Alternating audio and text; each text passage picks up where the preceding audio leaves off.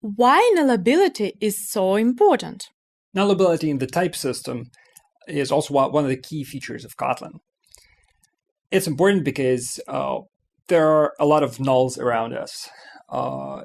The introduction of null to earlier programming languages is known to be called a billion-dollar mistake because nulls are ubiquitous and null pointer exceptions, attempts to dereference null pointers, are very common as an issue. Like so many stack traces that you collect from any application will be null pointer exceptions.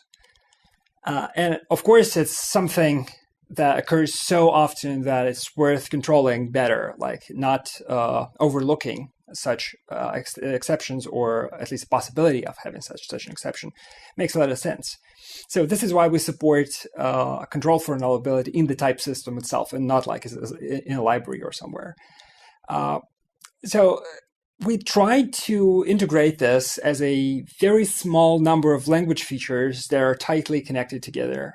We have non-null and nullable types, and a handful of operators that help you work with nullability. Plus, there are smart casts and so on and so forth.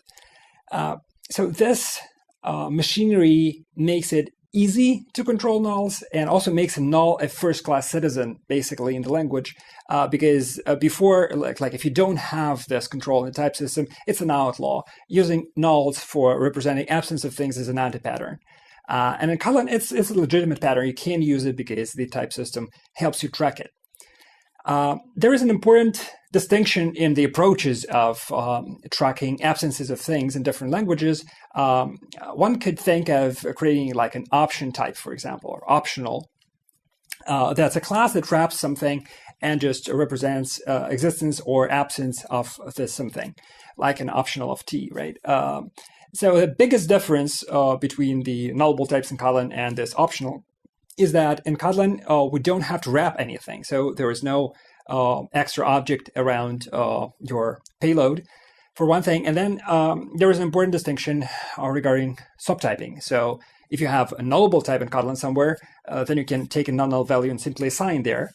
With optional, it doesn't work this way. If you have an optional of string, you cannot simply assign a string into it. You have to wrap it first, right? It makes many manipulations with types a lot smoother in Kotlin.